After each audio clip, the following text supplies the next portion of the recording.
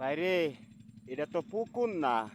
অনেকেই ভাববে হয়তো এটা পুকুর, কিন্তু এটা যেন কত বড় নদী না দেখলে বুঝবেন না। দেখেন, নদীর উপরে বাসা দাম, পানি দেখা যায় না।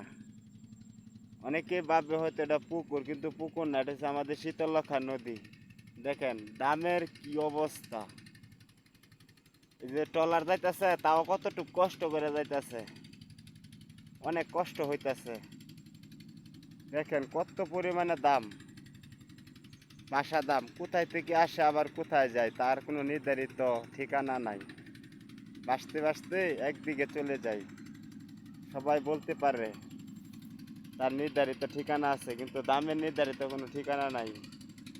কোথায় গিয়ে যেন শেষ হবে এটা কেউ জানে না। দেখেন বুটটা কতটুকু কষ্ট হইতেছে যাইতে, দাম চিরা হায়রা লইয়া যাইতেছে।